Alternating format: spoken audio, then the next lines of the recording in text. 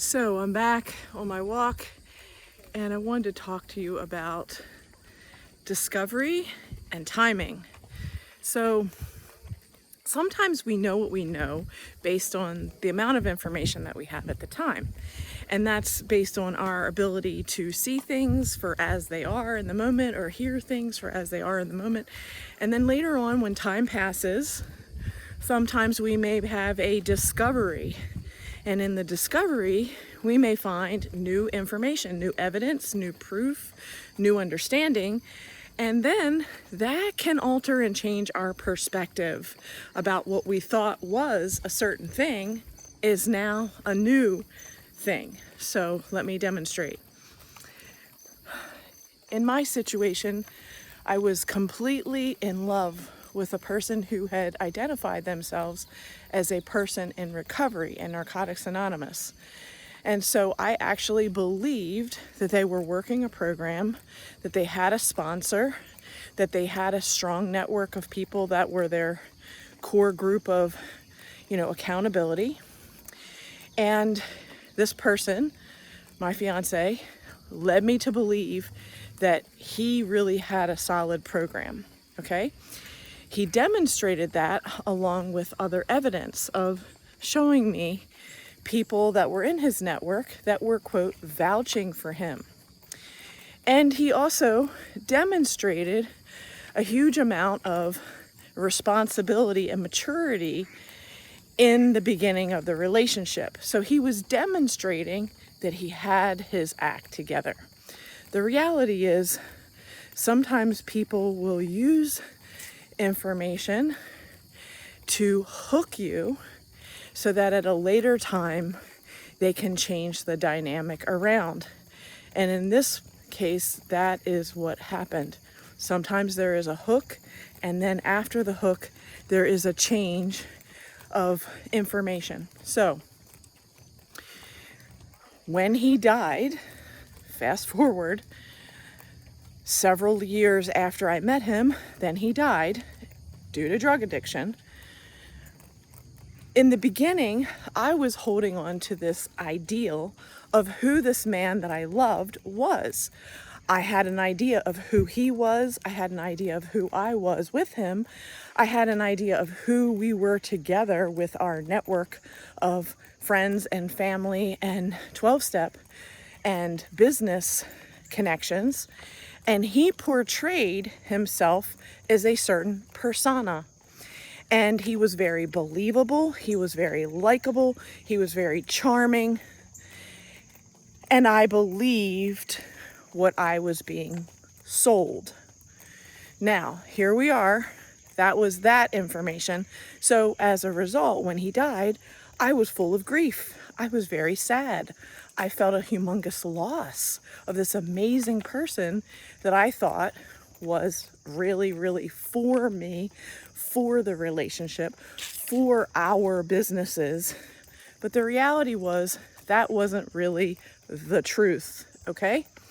So fast forward, he dies, I'm grieving, and then what I discover in the discovery, I discover a hidden shadow life, a life of an active drug addict, a life of lies, manipulation, theft, bullshit, porn, 54 online porn dating hookup websites that he was active on. 54, okay? 54. In addition to that, there were hotel receipts and in very various infidelities with hotels and hookers and whores and all of that. So what I'm getting at is a person who doesn't have integrity is going to make up a persona, a fake poser profile of who they are to get you to believe that this is who they are. But in reality, they have this hidden shadow side, which is really their real truth of who they are. So in the end, what I discovered was that he really was not for real. He was not in active addiction. He was not in active recovery. He was in active addiction. He was not being faithful to me and our engagement and our plans for marriage and our businesses. He was all about being unfaithful. He stole money from me personally and from our businesses.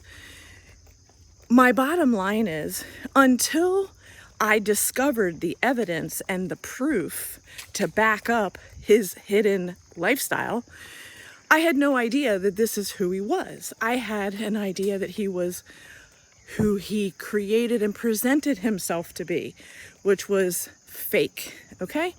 So when you come to terms with all that, it really plays on your mind in terms of you have all these positive memories of someone that you really thought was for real, who really loved you. But in reality, what you discover is that a person who, quote, loves themselves, and a person who, quote, is in an engagement and is 100% all in, that person is going to demonstrate love qualities.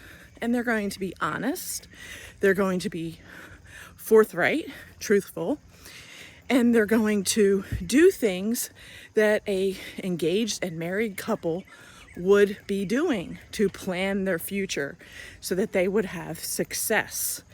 And he was doing everything that was the opposite to annihilate, destroy, kill the relationship, and use me as, quote, a host.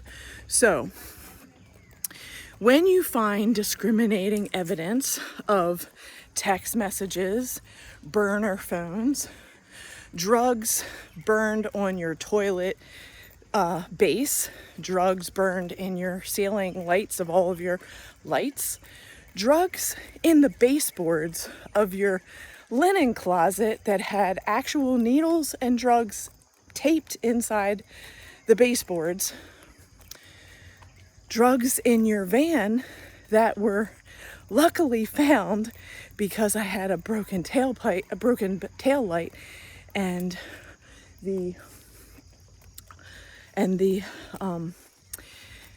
my mechanic was honest enough to tell me that there were drugs hidden in a compartment in my van. So what I'm getting at is, a person that is in active addiction, they are filled with demonic entities, devils, and evil spirits.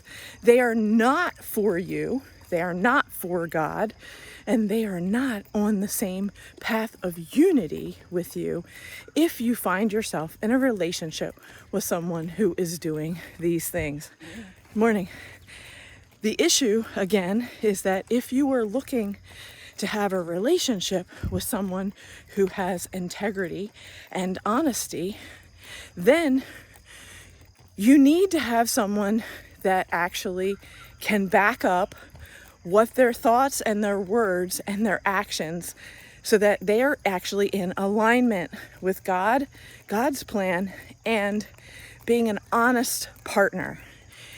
If they are not doing those things, and you find and discover later on incriminating evidence and proof that they are not with you, then it is in your best interest that you create an exit plan immediately. Have a great day, everybody. I hope that gives you some insight on what addicts and active addiction, narcissists, and people with evil spirits do, because they don't care about you. All they care about is getting their next high, their next sexual innuendo, and their next thievery so they can get their next drug.